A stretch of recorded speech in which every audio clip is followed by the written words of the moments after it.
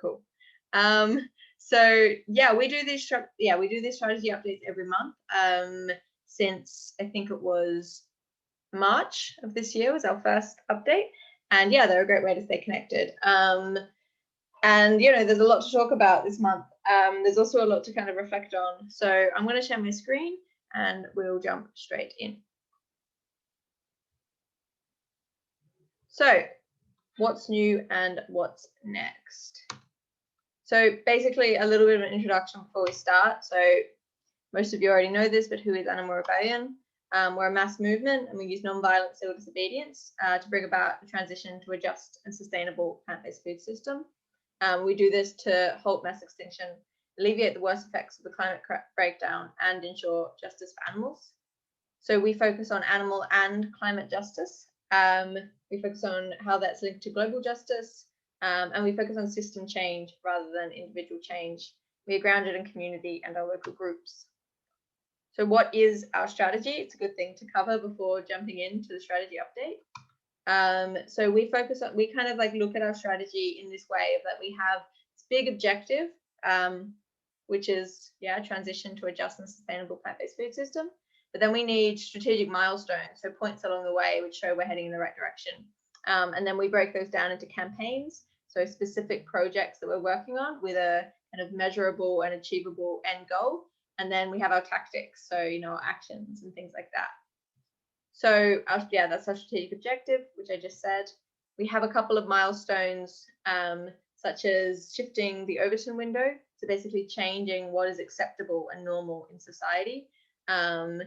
Becoming a dominant part of the climate movement, so having the climate movement shifting to include animal agriculture as one of the things they talk about and advocate against, and of course shifting politics as well. So having a situation where MPs and major political parties in the government are voting and talking about animal agriculture and its impacts on the climate crisis.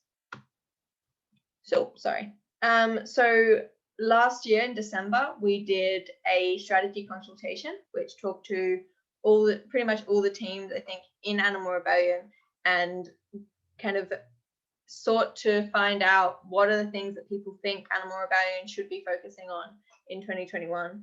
And these are some of the key things that came out of that, and this has shaped our strategy for the year. So big things were that we wanted to see a win in the media. I think we can safely say we've ticked that off, although one win in the media is never enough, of course. People wanted mass mobilization. So the kind of thing that we see at rebellions with ideally thousands of people taking to the streets with Animal Rebellion. People wanted to see us visioning the future, so showing to the world what an alternative kind of future could look like with a plant-based food system. People wanted to see us grow internally, so having more full-time and part-time people involved, having kind of better communication channels and a more solid organizational structure. People want to see actual tangible campaign wins, such as the ones we have been seeing in the Plant-Based Councils campaign, but really things that were able to be fed back, because this is the impact that we've had. We want to see a more solid global support structure and also stronger coalitions, which I think we have been seeing with our coalition, with Palestine Action and Kill the Bill and Black Lives Matter and all that. So this has been big factors in shaping what we've been doing and our strategy. And it's important to kind of reflect on that and remember where that comes from. So this is a timeline that I've been showing every month with a couple of tweaks. So we had for March and May, rebirth, spectacle, and mobilization. So of course we just saw a really big action, which I'm going to talk about in a minute. And that obviously kind of plays into this idea of spectacle and mobilization. All along we've had G7 as our big thing in June. There's been some slight pivots around that, which I'll talk about in a second, hence the change to MIC G7. July was going to be a strategy retreat where we would kind of come together as a group of people and have this chance to build leaders. because of some, shifts and pivots, and because we have to learn and grow as we go, I've put under construction there, but that's something we'll think about and develop post G7, when we can take some time to reflect and check where we are and where we need to go next. Hopefully there'll also be a strategy review in that, a 6-month review, where we're able to get some more feedback from across the organization about how we're going and where we need to go next. So August, we have the rebellion being planned by Extinction Rebellion, as well as the Animal Rights March on the 28th of August. Then there's Vegan Campout falls as well into that.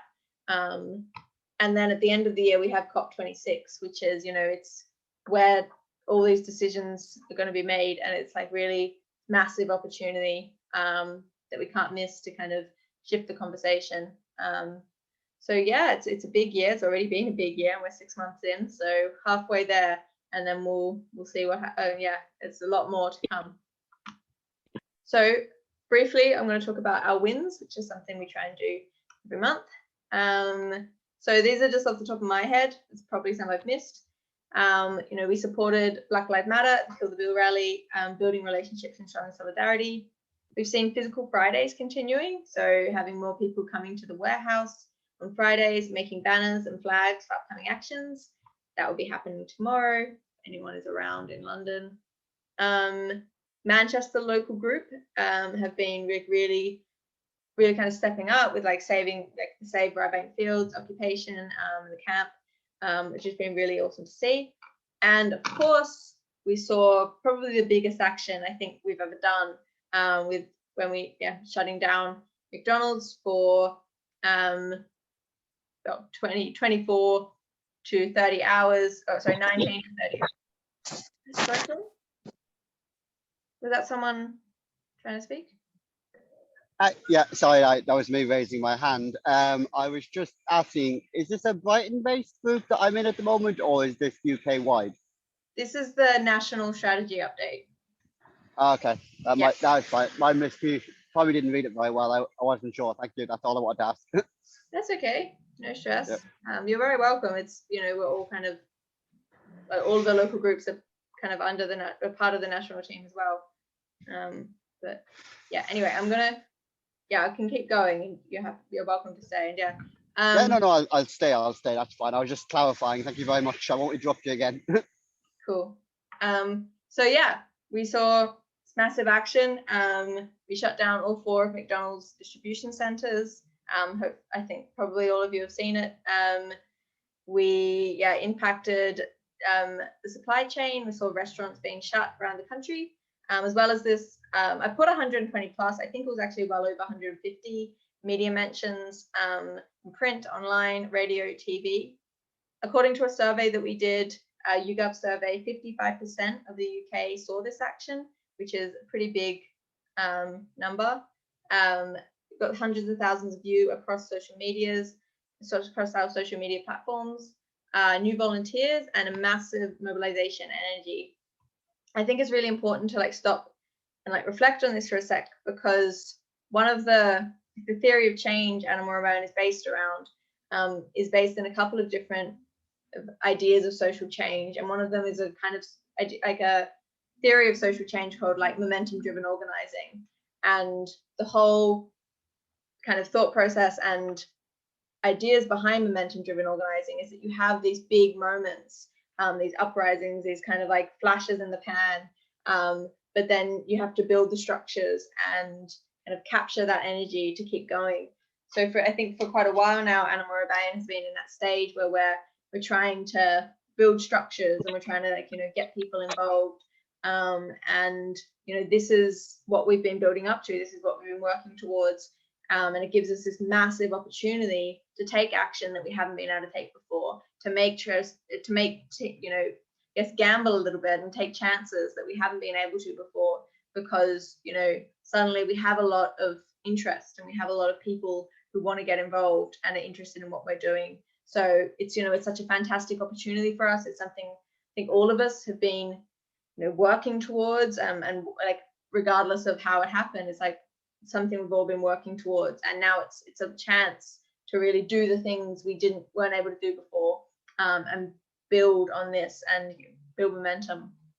So, after that, we of course didn't want to kind of just stop and kind of let this momentum fade. So there's been a lot of planning happening and some very, I guess, rapid strategic choices, which have, I think, involved like primarily like a big pivot to double down on McDonald's and kind of build this campaign, and yeah, really mobilize and build momentum around that, because obviously it sparked something in the public imagination, and it sparked something in our volunteers' imagination. We've seen people coming back who've been gone for a long time, seen new people wanting to join. So to us, like to the strategy team, like this signals that this is something worth going in hard on and doubling down on.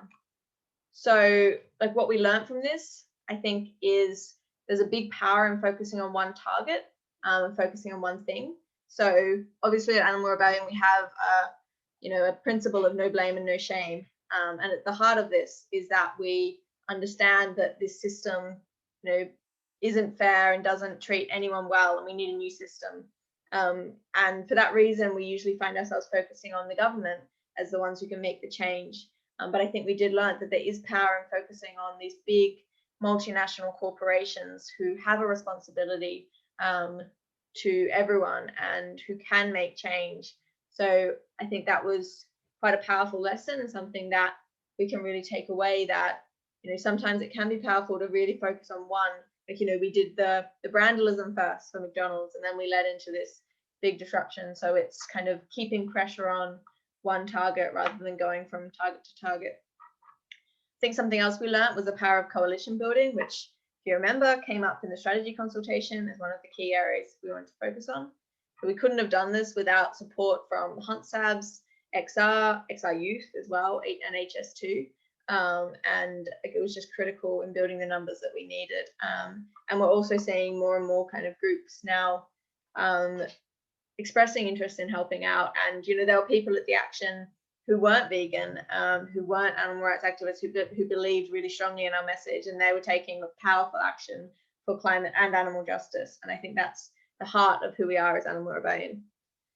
Something else was like how essential arts are. So I think that's definitely what made people pay attention, the visuals of the sites, and putting effort and time and energy into that. That also goes to dynamic content, animators and photographers, videographers, and all that as well. I think something else that was a big learning as well is that we don't need to soften our message. So it's a question now, rather than it being us having to fight to be heard, that we should be reconsidering how we eat in our food systems. At the moment, in all the interviews I did, and what we kind of realized in part of the strategy team in this, is that it's a question at the moment of, should we be eating less animal products or should we be eating none? That's the question, not should we be eating none or should we be eating just what we do at the moment. So I think that was a really powerful lesson, and something that we can learn is that we don't have to, I think we won the argument that this is a conversation that needs to happen, and now we just need to keep pushing the line of what needs to happen and how urgent that is. So as well as all those learnings, we wanted to keep momentum up, so we started what we're calling the mixed sit-ins. So these are based on the Nashville lunch counter sit-ins, which Sammy is going to talk about a little bit later. And basically this is an action that anyone can take no matter where you are in the world or the country. And it's an extremely peaceful, non-violent action which also causes like a lot of symbolic and potentially physical disruption. So the idea is that people go to their local McDonald's, they take a seat inside, they eat lovely vegan food, invite their friends, and they don't move until they decide to. So the power of this action is, the first one that we did, we had 13 people, one Facebook event and one Instagram post, and they shut all the indoor seating in McDonald's in the West End of London. So at least 4 stores that we saw, probably more as well. Hence why we're sitting outside in this picture. So we still took up all their outdoor seating and stayed there for 2.5 hours. Had some good conversations with customers, but also just, I think, very strongly showed that this is an ongoing building campaign that's building momentum, and that we won't stop until we have conversation and dialogue with McDonald's. So what's coming up? This is again a calendar that I've been showing frequently. So yeah, that was kind of the start, and then we had this May one, which wasn't ticked off last month, but now is this big fair food, not fast food action. No love in it. And then I've circled over here G7, the transition to a plant-based food system, and I'm going to talk about that next. So G7 is obviously happening next week. And I think it's important to note here that there has been a big pivot. So originally, yeah, the plan was to go to G7, to go to Cornwall, which we're still doing, and to join with XR and to have this really, yeah, great message, maybe do some fishing actions, talk about the need for a just and sustainable transition, and all these things, which, you know, we still are pushing and we still really intend to do. I think the big pivot has been that we understand now that this is a moment, this is our moment to kind of make change, and that focusing on McDonald's is a way of doing that, kind of mobilize and inspire people. So there will be a big focus on the McDonald's campaign at G7. We also really encourage people to, yeah, be prepared to take action, be prepared to get involved, whether or not you can come to Cornwall or not. So June 8th is when we're encouraging people to arrive. And there'll be training days on the 9th and the 10th, and then we'll be marching with XR on the 11th. And then post that, there'll be some really, really big actions, which were really quite exciting and focused around this theme. So yeah, if you are heading to G7, can I get a show of hands? I don't know how many people are heading to G7. Cool, Lucy. Cool. Yeah, if you are heading to G7, like that's awesome. It's going to be a lot of fun. And if you aren't, there'll be still ways to get involved, as always. So yeah, stay tuned on that. That's kind of what's new. So I'm going to skip that slide. And then, yeah, we have this kind of sense at the moment of action being under construction. And I think last month, Sammy walked us through the regenerative action cycle. I don't know if anyone was here and if anyone remembers that. Basically, this idea that, like, you know, seasons and movements follow this cycle. And I think last month we commented that we were in spring. We felt like we're in this sense of like rebirth, and everyone was kind of waking up, shaking off winter. And now we're definitely in summer. So this is when there's rapid change, when things go, you know, when things move quickly, and we have to be flexible and fluid like water. Whereas at other times it's a lot more about, you know, following the schedule and keeping up, you know, week by week, following, you know, making sure we're doing the things we need to do to kind of keep things moving forward. Now things will move forward whether we like it or not, and it's about keeping up and, yeah, changing as things happen and adapting.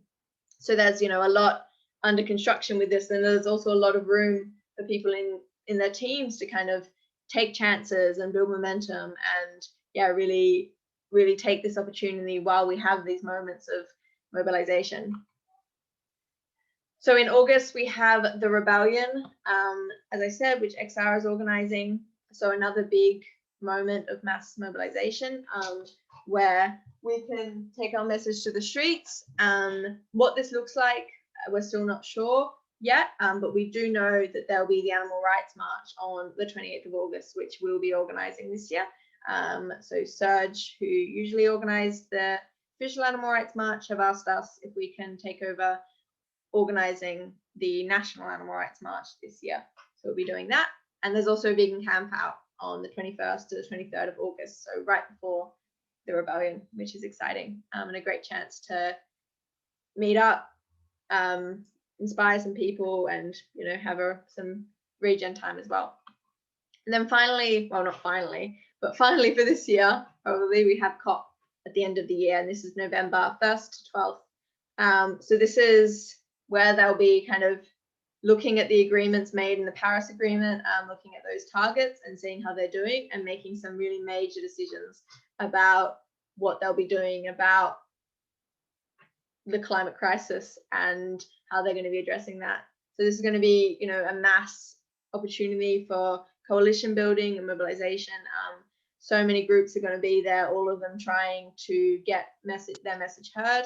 And at the moment, we're working on building a coalition with other animal justice groups to march on the first day of COP, and really send this strong message that animal farming and fishing needs to be talked about.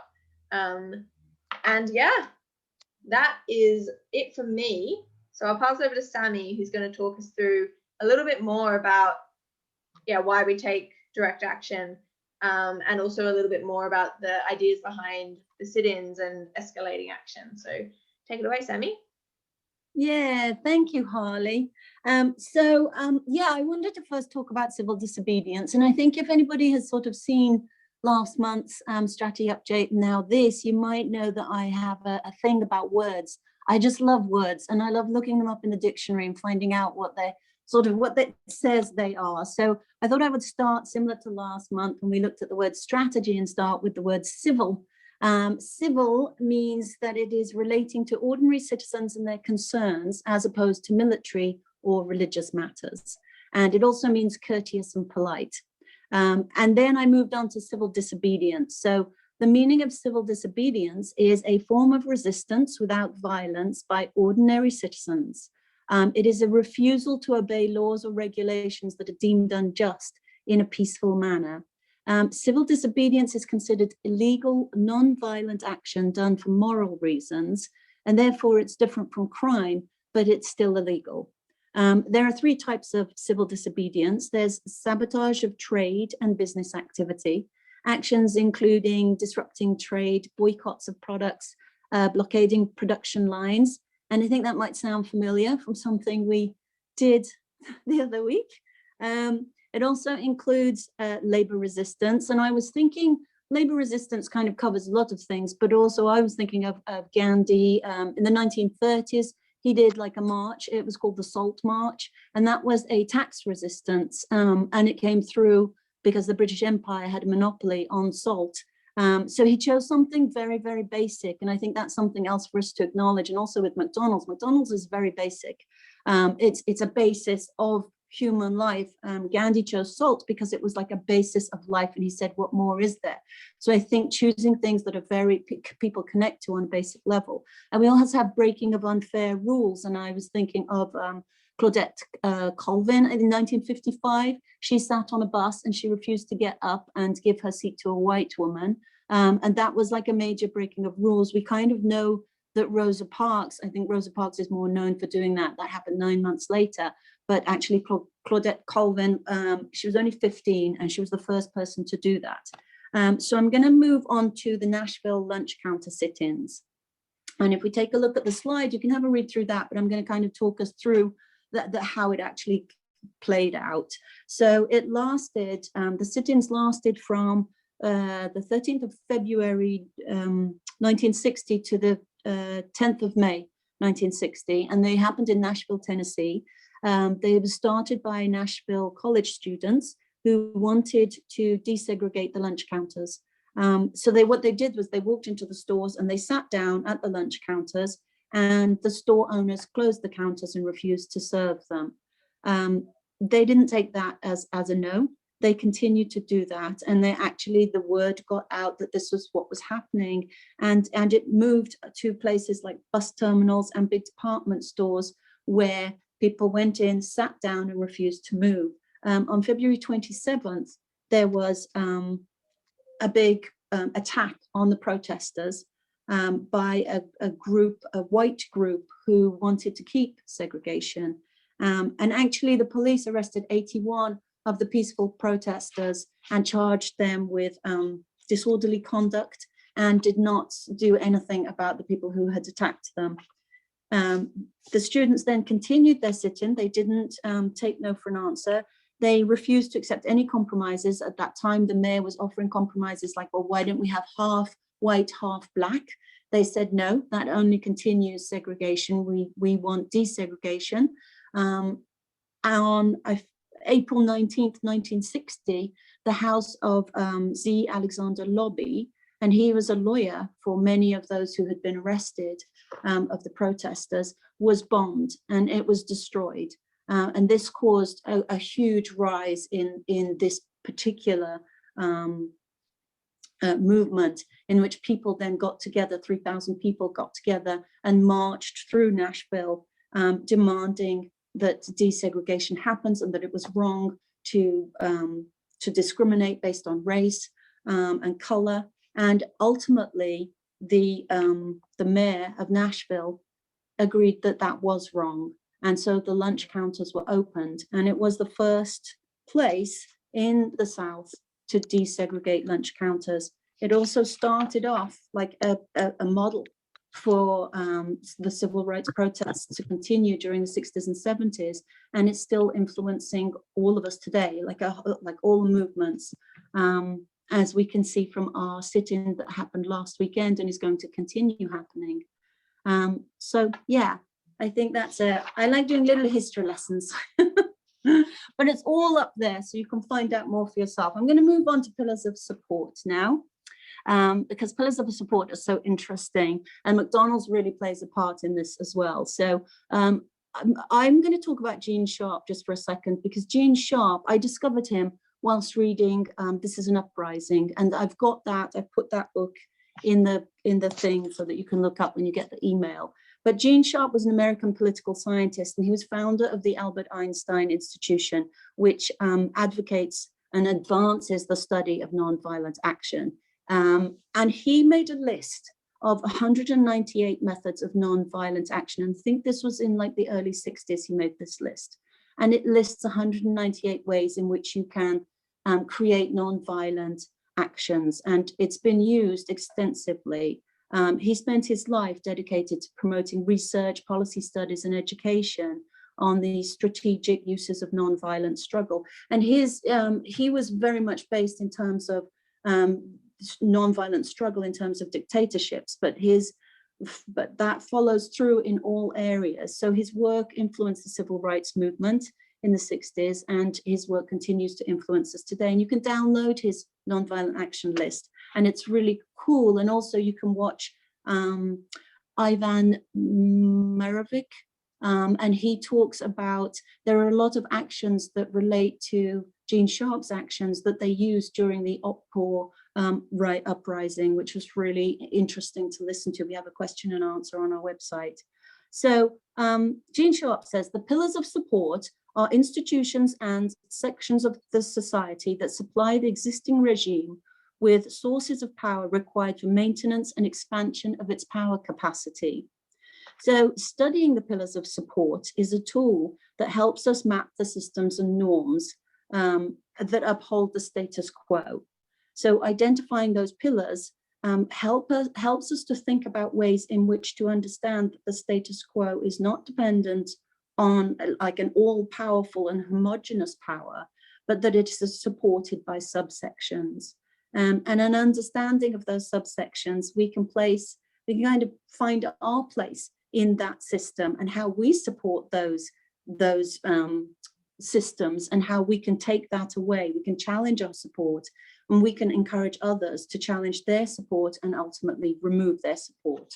So if we go on to the next slide, and we'll look at, here we've got some nice blank pillars of support, but if I fill those in for you, we know that the government, and that's like Harley was saying, that's something we've focused on, is the government.